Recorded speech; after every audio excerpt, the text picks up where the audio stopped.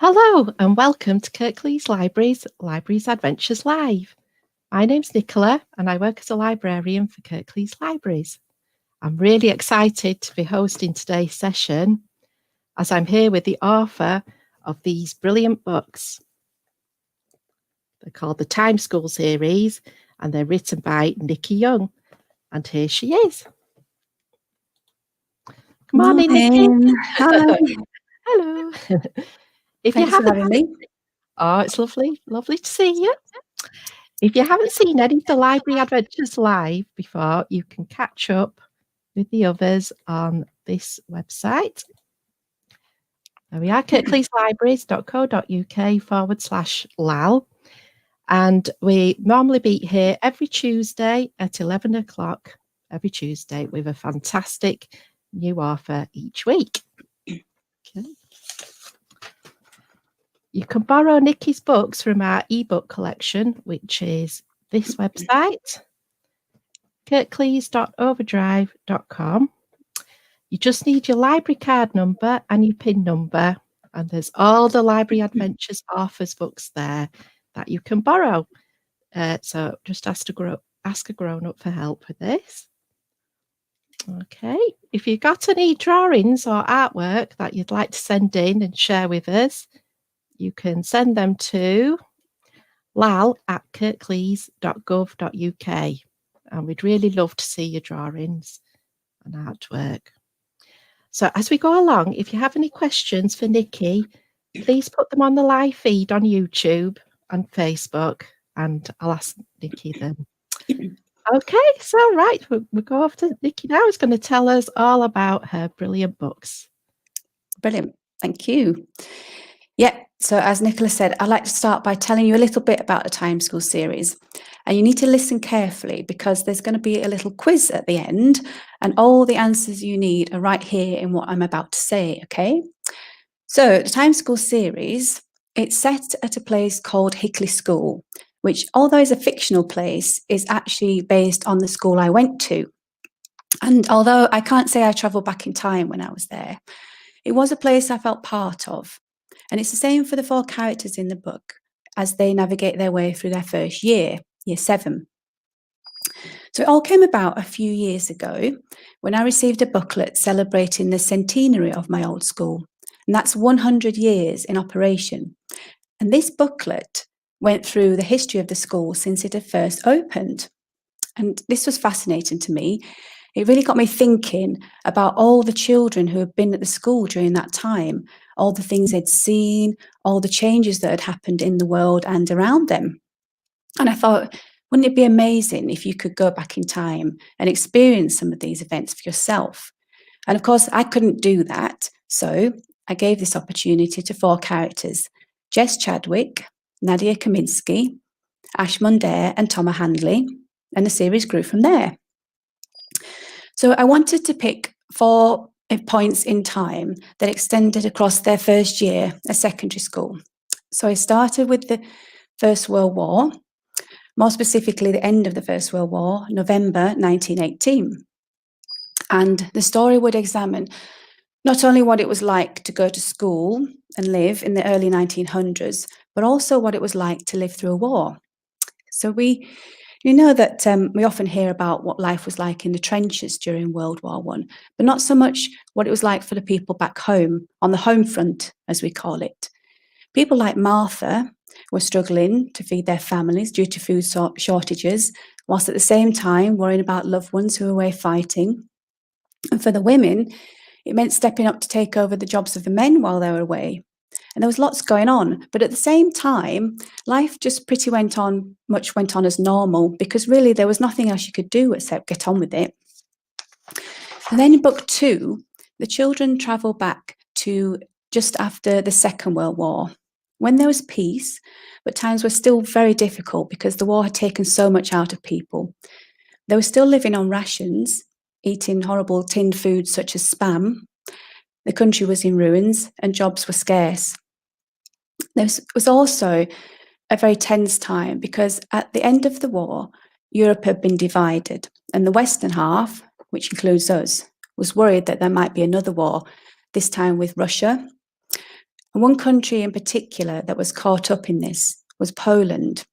And in book 2, Time School, we will honour them, it centres around Polish refugee Marcel, the older brother of Nadia's grandfather, and his struggles to find acceptance in a country that welcomed him in during the war, but yet doesn't seem to want him now it's over. And in this story, Nadia finds out a little bit more about her Polish roots following the death of her grandfather. And this really helps her to write a speech, a eulogy about him to read out at his funeral. So the Time School series gives these 4 children a chance to experience a slice of life in points in our history that you might not know about. Important times, both at school and away from it. And there is, of course, some drama and tension along the way, but I don't really want to give too much of that away. What I do hope, though, is that you enjoy their adventures and at the same time feel as though you've learnt something. Right, I would like to move on to a reading from book 1, Time School, We'll Remember Them. You can listen along or you can follow the words on the screen. And I hope this will inspire you because we're going to do a plan for your own time travel story after this, okay?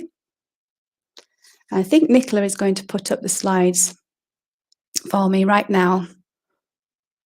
Thank you, Nicola.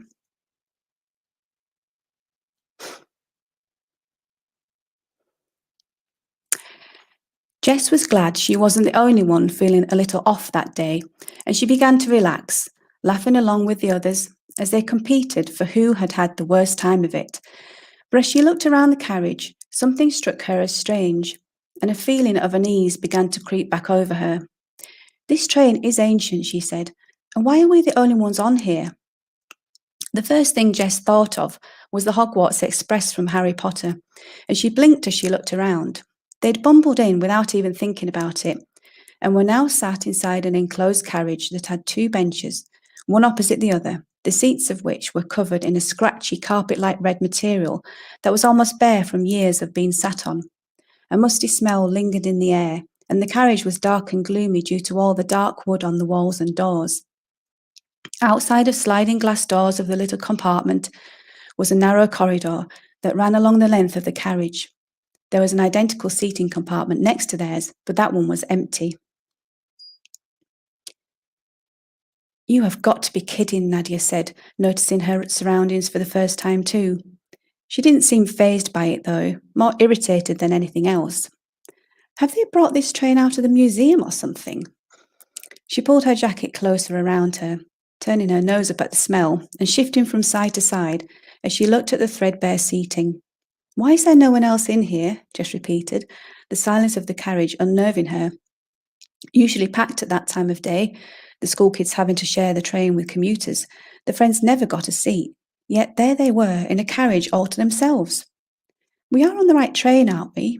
Jess stood up and was about to step out of the carriage when Nadia pulled at her coat, forcing her to sit back down with a thump. "Relax, Jess, it's probably because we're at the back," Nadia said, rubbing Jess's arm in an attempt to soothe her friend, even though it's likely to be futile. "Sometimes they add extra carriages. We've never been this far down before. You never know. This could be here every day and we just didn't notice it." "Yeah, but it does look like it's come straight from the Transport Museum," Ash said. "I know because I went there in the summer. I'm not surprised no one else is on here. It stinks." "It doesn't make sense. Something doesn't feel right to me," said Jess, standing up again. Nadia scowled at Ash. "Nice one. Now look what you've done. You're freaking Jess out." She gave him a look that warned him to keep his mouth shut and then turned her attention back to Jess, who was nibbling at her thumbnail and looking close to tears. Nadia turned to Thomas for inspiration. If anyone could calm Jess down, it was him. "Ah, well, who's complaining?" Thomas said. "I'm just going to enjoy having a seat to myself for once." He stretched out his long legs, resting his hands at the back of his head. Nadia looked to the heavens and shook her head, muttering under her breath about useless people having no idea, before standing up and stepping out of the carriage to look around. "It does seem slow, though," she said, as she peered out of the window. "And it smells like the steam railway I went to on Christmas when I was little. But don't worry, Jess, I'm sure it's all fine. We're moving, aren't we?" At that moment, a train gave a loud toot-toot, and the children looked at each other and frowned. Jess was sure she could hear the chugga-chugga sound of an old steam train. She got up, stepping out of the compartment and into the corridor to join Nadia. The train had picked up speed, but was only moving at a steady pace, not zooming along as it usually did. Jess tried the door through to the next carriage. It was locked. She tried to see through, but the glass was too dark. Another loud hoot caused her to jump, and she screeched, "Doesn't do that normally," before backing into the compartment and sitting down next to Toma, almost knocking Nadia over in her haste. "Stop panicking, it's fine," Nadia said, poking her head into the compartment as she leaned against the sliding doors. "So it's an old train. Who cares? Still works, doesn't it? I think it's cool." Jess wished she were more like her friend. Nothing seemed to bother Nadia. Unlike Jess, who found everything difficult and stressful, Nadia would always throw herself into anything head first without stopping to think about the consequences. Jess had to analyse everything to the nth degree before she would even attempt it. She wondered if being so different was what made them such good friends. Ash got up and went into the corridor, pulling down the top part of the door to stick his head out of the window. "Ash, don't!" Jess leapt up and tugged on his coat, pulling back in. Her heart was almost in her mouth. "What if we go through a tunnel and your head gets chopped off?" She'd heard about that happening before. It was a sort of big brotherly wisdom that Declan was so fond of telling her or showing her on YouTube and giving her nightmares forevermore. "I'm just having a look, that's all. It's cool, you should see." Jess backed away and Ash laughed, though not cruelly. "You won't believe it unless you see," he said, shouting above the noise of the engine. "It's a steam train, all of it."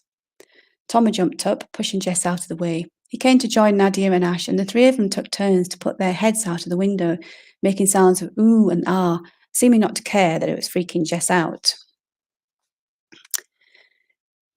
She sat back down on one of the benches and stared around at the empty carriage, thinking once again about the ghosts of the past that Mrs. Kennedy had talked about in their history lesson. Who had travelled in this train, and what were their stories? Had they put their luggage on the wire racks above the seats and sat looking out of the window as the world passed by?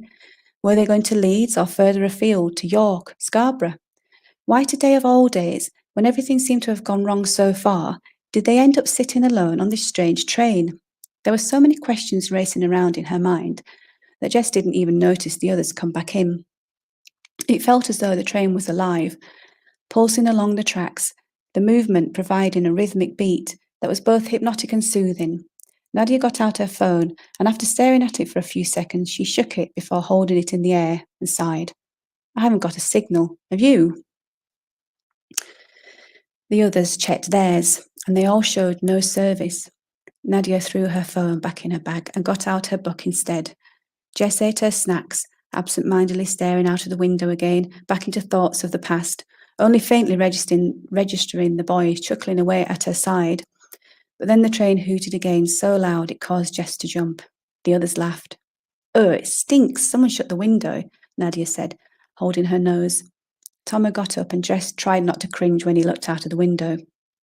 "It's the smoke from the engine," he said, pulling the window up to shut it and coming back to sit down. "I can't believe it's a proper old steam train. Wait till we tell the others at school." "If we ever get to school," Jess said. "What time is it anyway? This thing seems to have stopped." She shook her wrist and tapped at her watch. The others checked theirs and found they had the same problem. No phone signal.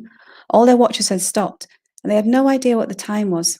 Even so, Jess could tell that at the speed the train was travelling, there was no way they would get to school on time.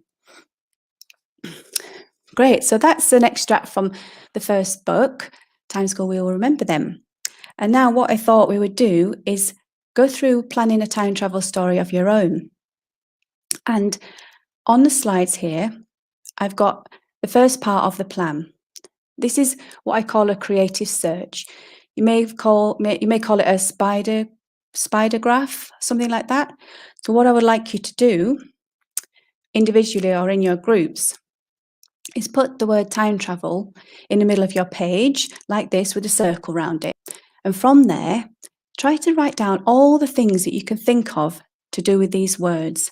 I've got some examples on the screen which you can take down, but I'm sure you can come up with lots of your own, especially if you work together as a class or a group. On here, I've put future and past, because you may want to travel to the future. You may want to go back to a time that's already happened. Then, as you can see, I've got car, magic train, TARDIS and bus. I've put down wardrobe, mirror and tunnel. And I've got other things on here, such as amulet, ring and sword. And then I have change history and magic land. Now, these are just some of the things that I came up with. And as I say, you could put down as many as you could think of, and it really, really doesn't matter what you put down at this stage. The idea is to come up with all the ideas that you can think of. And what I've done, once I've got my creative search, I've put them all into groups. The car, the magic train, the TARDIS and the bus, they're all vehicles with which you might travel back in time. So obviously in the Time School series, my characters go on a magic train. Now, anybody know what the TARDIS is for? The TARDIS came from the idea of Doctor Who, of course. And if anyone knows Back to the Future, there was a very special car in that film that took them back in time. So then I've grouped together wardrobe, mirror and tunnel. Now these are all portals, aren't they? My inspiration for this one, the wardrobe, as you may know, on the Chronicles of Narnia, the children go through the wardrobe to get to Narnia. So you may have some kind of portal to go traveling to another realm or traveling in time. And then I've grouped together the objects as magic objects. Maybe that is the thing that gets you into your other world, or it starts the magic that takes you somewhere else. And then finally, I've got a purpose. Maybe you're going to a magical land. Maybe you're going to change history. So you can have a think about it. What would be the reason for going and traveling in time? How would you travel in time? What sort of things might you do? Would you go future and past? So all these are grouped together on this creative search. Okay, so let's move on to a plan. What I would like you to do at this point is just write down these questions.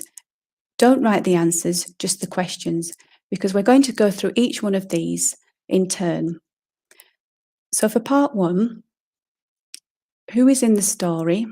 Where are they at the start? And how do they travel in time?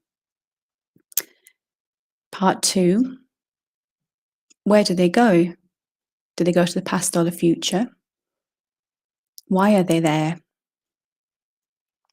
Part 3, solve the mystery of why they are there and get home. So this forms the basis of your story plan. And we're going to go through each of these questions. And all I want you to do at this point is write these questions down. We'll come back to them at the end. And really, this is how we're going to split your story into 3 parts. Okay, so let's look at the first part. Who is in the story?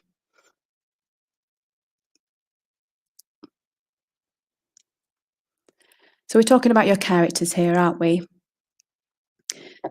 What I like to do to get to know my characters is write down some details about them.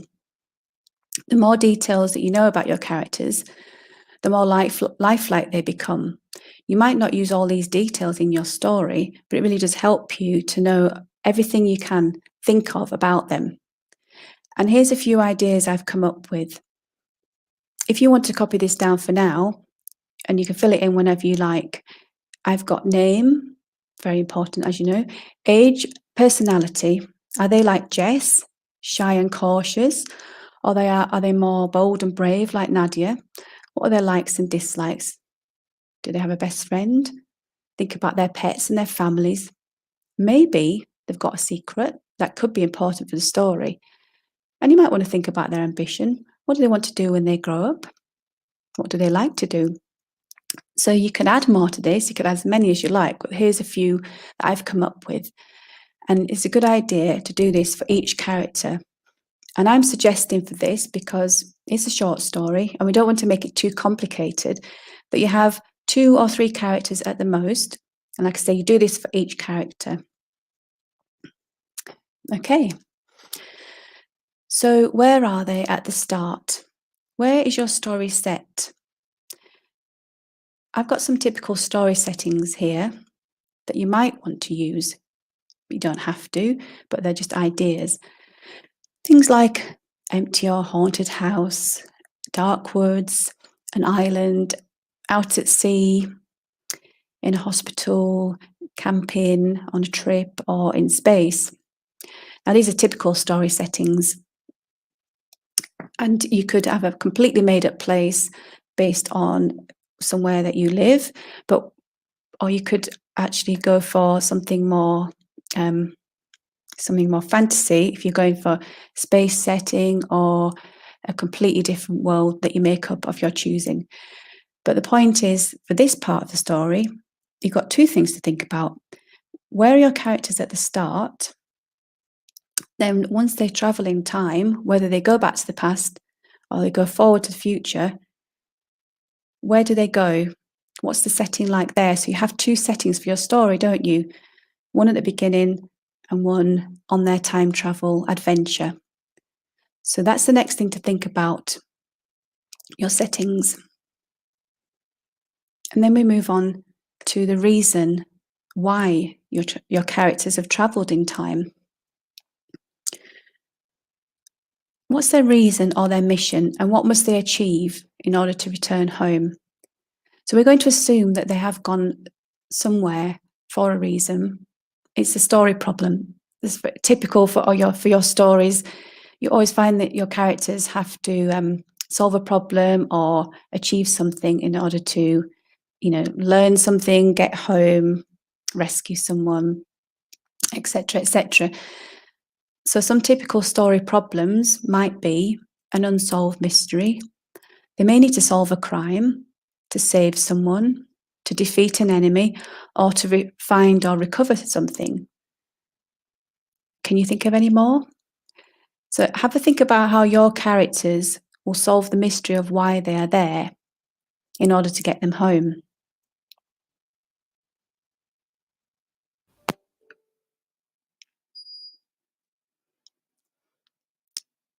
So we've talked about whether they're going to the past or the future. We've talked about the characters, and we talked about the settings and their reason for their time travel. So you may have an idea now for your story, but the next thing I would like you to think about is whether or not you're going to write in the first person or the third person.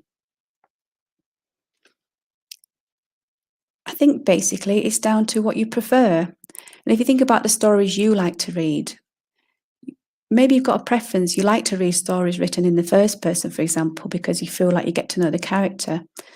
And have you tried writing like that before? And what do you prefer? When you write a story, perhaps you always write in third person or you always write in first person. It's really, really up to you and your preference. So here is an example. If the main character is the one telling the story, that's the first person, isn't it? This is what it might look like. Now, this is a line from my first book, The Mystery of the Disappearing Underpants. Everything is going wrong, and it has to be because I've lost my lucky underpants. I'm sure of it. So you see the characters talking, they're saying I. If you're going to do the third person, you're acting as the narrator, telling the story. And this is what it might look like. All their watches had stopped and they had no idea what time it was. But even so, Jess could tell that at the speed the train was travelling, there was no way they would get to school on time. You might recognise that from what I just read, actually. So have a think about whether or not you want to write your story from one of the characters' point of view in the first person or from the third person. And then you can move on to revisiting the plan I showed you at the very beginning. If you've got a clear idea now of what you want to write about, it's time to put all your ideas together. So remember, we had who is in this story, where are they at the start, and how do they travel in time? And then we moved on to where do they go? Are they going to the past or the future? And why are they there? And then we had to think about how they would solve that mystery, the mystery of why they were there. And don't forget, you do have to get your characters home at the end.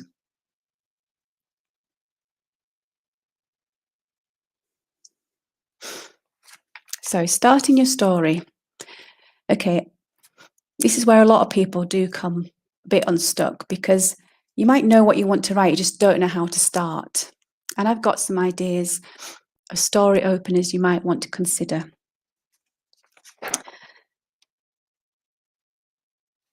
I've got an action, weather, time, statement of fact, a question, and dialogue. So what do I mean by that? So an action is when you basically throw your characters into doing something right at the very beginning. I've got, for example, Ash got up and went into the corridor, pulling down the top part of the door to stick his head out of the window. He's doing something. Is an action. We're starting a story by a character actually doing something. The weather is an obvious one. Quite a lot of stories start with, things like one sunny day, or giving an indication of what's happening outside the window at the time of the story starting. Time is obviously a classic, although you might want to come away from a once upon a time tradition, but you may have your story set in the morning, it might start in the evening, it might start, you can have it starting at a particular time of day or a particular month, week, day, you name it. Statement of fact is just telling us something to introduce the story. So an example of that might be, Jess wished she were more like her friend. Nothing seemed to bother Nadia, unlike Jess, who found everything difficult and stressful. I'm just opening by telling you something that's to do with the characters, but they're not actually involved in any action right then. A question is a good one to start with. Just asking a question, for example, have you ever travelled in time? Well, I have, and I'd like to tell you all about my adventures. And then you're telling the story in the first person about your time travel. And then finally, dialogue. One of my favourites, actually, to start the story by having one of the characters speaking. For example, "You've got to be kidding," Nadia said, noticing her surroundings for the first time. I've got my character saying something right at the beginning and dropping right into the middle of the conversation. So there's just some ideas of how you might start your story. And if you always start your story the same way, maybe have a look at one of these and try doing something different. What I like to get people to do when they do this exercise is actually go through all of these and do a sentence based on an action, weather, time, statement, question, and dialogue for your story. And then you see which one you like best. And it's amazing how different each starting sentence is and how it can take your story in a different direction. So have a go at doing all of these for your story and see which you prefer. And then you split your story into 3 parts according to your plan. And what you need to do is aim for a minimum, I would say, 2 to 3 paragraphs per part, if you can. Will give you a really lovely short story. Obviously, you're not limited. If you want to write a novel, write a novel. But if you're not sure, here as a guide, aim for 2 to 3 paragraphs for each part. And then you've got yourself a little short story on time travel. And I would love if anybody would like to send me theirs. I'm always happy to see what other people have been writing because I love it. Now, it's quite a while ago since I was talking about the Time School series now, isn't it? So I hope you remembered what I was saying, because like I said, the answers to this quiz were given to you in my talk at the very beginning. So shall we see how you get on? Let's go for it. Question 1. How did the friends go back in time? Was it by bus, by train, or in a time machine? And the answer is by train. Question 2. What year do the children go back to in the first book? Was it 1914, 1918, or 1945?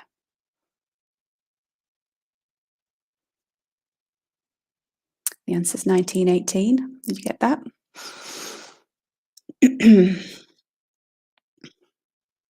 Question 3. What are the names of the 4 characters in the book? Just give you a sec for that. You can do the first names, but give yourself a bonus point if you get the surnames too.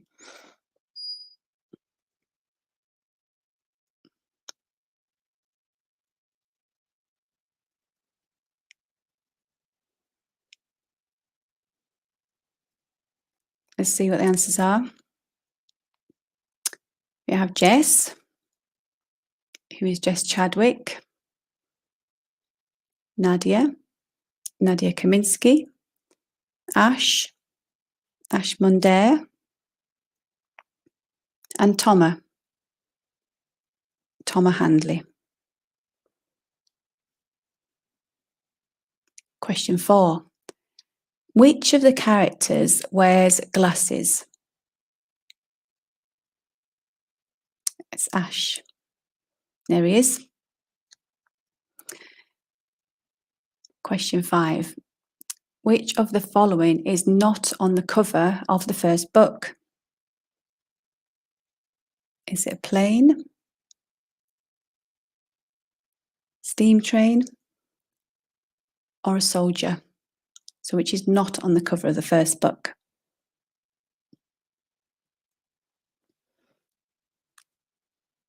And the answer is soldier.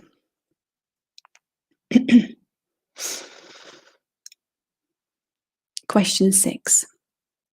What is the name of the girl that Jess and Nadia befriend in book 1? Is it Martha, Mildred, or Meg?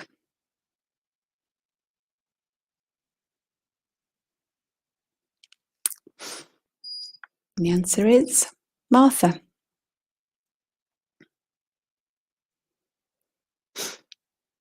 Question 7. Why is Nadia upset at the start of book 2? She's worried about doing a presentation at school.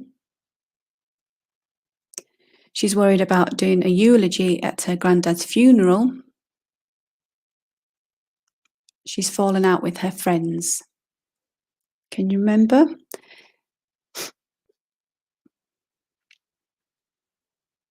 The answer is she's worried about doing a eulogy at her granddad's funeral. Question 8. What food do the children try for the first time in book 2? A popular tinned food we still find today on the shelves of the supermarket. I think it's having a resurgence in popularity. I have no idea why. You may have heard of it. Spam.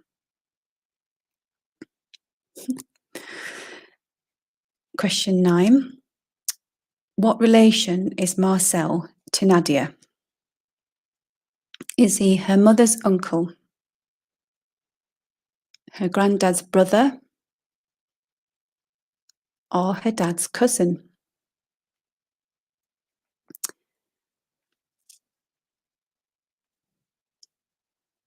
He is her granddad's brother.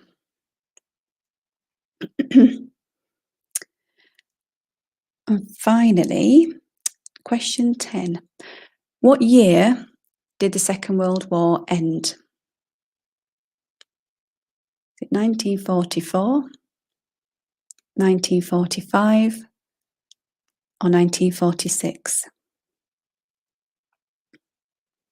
And it was 1945. Now that was a question that I threw in at the end. I didn't actually tell you the answer to that one, so hopefully you got that one too. How did you do? Love to hear how you got on there. And that's it from me. I hope you enjoy planning your time travel story.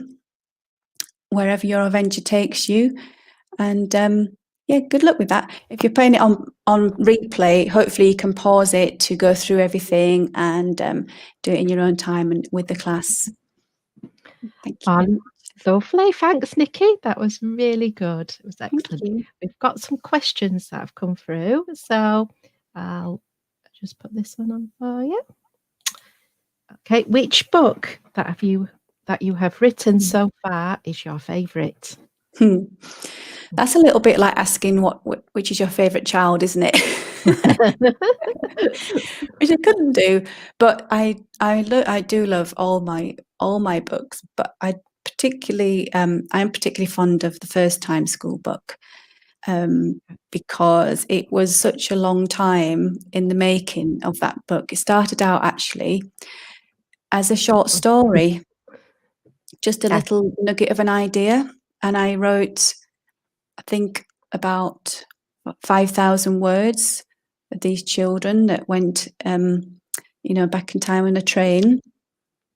And because I really felt there was something in that story, I put it away for 2 years, maybe, didn't look at it, but it was there at the back of my mind all the time. So eventually I got it out and I started to work on it, and I turned it into a novel and became the series. So because that's, it's been so long in the making, that one, I would say that is definitely up there at the top of the list.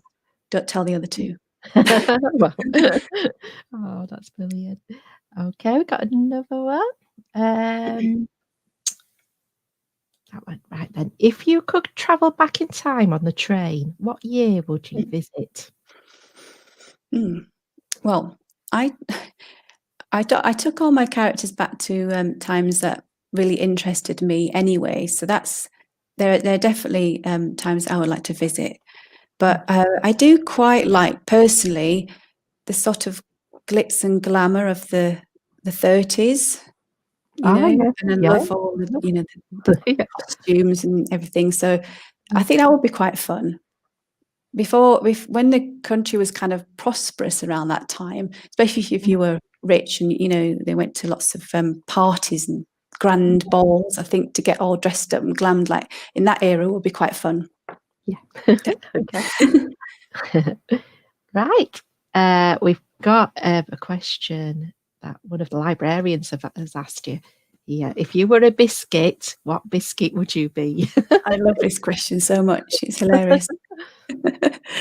Oh my goodness, that's so funny. We were talking about this, weren't we? I was saying, my grandparents lived in Batley, where the Fox's Biscuit Factory is, and when we went out to park, you could smell the biscuits in the air, and it was just the loveliest smell. It's like a smell of my childhood that really reminds me of them and all those times. And we used to get, or my nana used to get bags of broken biscuits from Fox's from the market. So it was a real treat to get all these lovely biscuits. We didn't care that they were broken and didn't have the actual wrappers on. They were still just as good.